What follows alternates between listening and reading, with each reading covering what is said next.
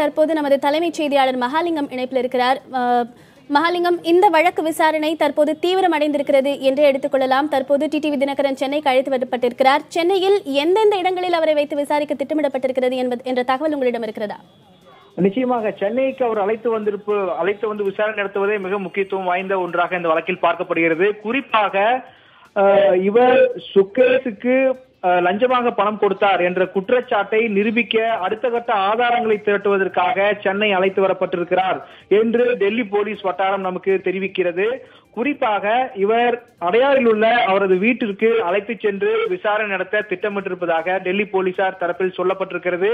தற்போது இவரது வாகனம் அடையாறை நோக்கி சென்று கொண்டிருப்பதாகவும் தகவல்கள் வருகின்றன.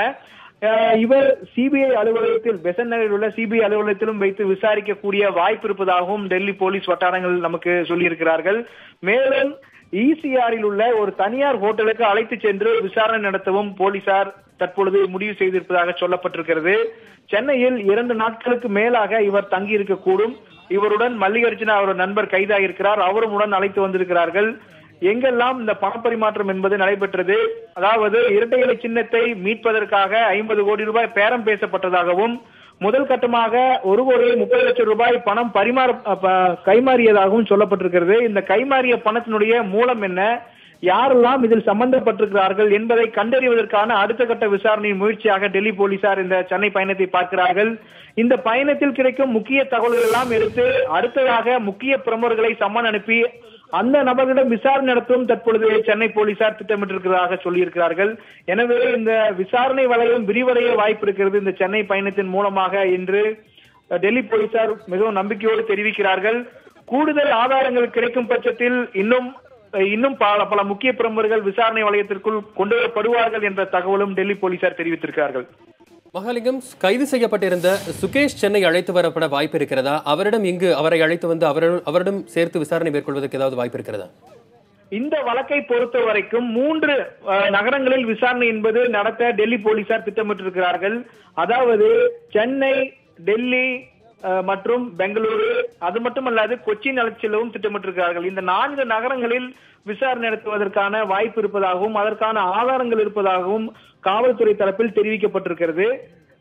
இன்னும் 2 நாட்கள் சென்னையில் வைத்து விசாரணை நடத்த திட்டமிட்டிருப்பதாகவும் சென்னையில் விசாரணை முடித்த பிறகு பெங்களூர் அழைத்து சென்று அடுத்த கட்ட விசாரணை நடத்தவும் திட்டம் இருப்பதாகவும் டெல்லி காவல்துறையினர் தெரிவித்திருக்கிறார்கள். அதே போல கொச்சியிலும் அழைத்து சென்று விசாரணை நடத்த திட்டமிட்டிருப்பதாகவும் சொல்லப்பட்டிருக்கிறது.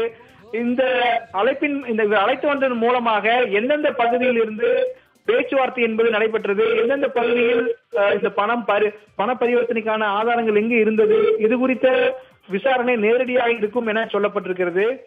அது மட்டுமல்லாது மிக முக்கியமாக துரைப்பாக்கம் பகுதியில் உள்ள ஒரு தனியார் ஹோட்டலில் டிடிவி தினகரன் சென்று தங்கியிருந்ததாகவும் அப்பொழுது பல்வேறு விஷயங்கள் பேசப்பட்டதாகவும், எனவே அது குறித்த விரிவான விசாரணை இருக்கும் என்ற தகவலும் இருக்கிறது.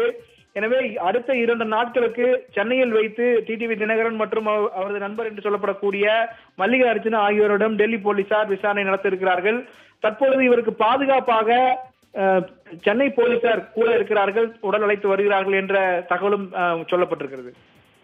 இரட்டை இலை சின்னத்தை பெற லஞ்சம் கொடுக்க முயற்சித்ததான புகாரில் டிடிவி தினகரன் 5 நாள் போலீஸ் காவலில் எடுத்து விசாரிக்கப்பட்டு வருகிறார். அதன் முதற்கட்டமாக தற்போது சென்னையில் அழைத்து வரப்பட்டு சென்னை விசாரணை தொடங்கி இருக்கிறது.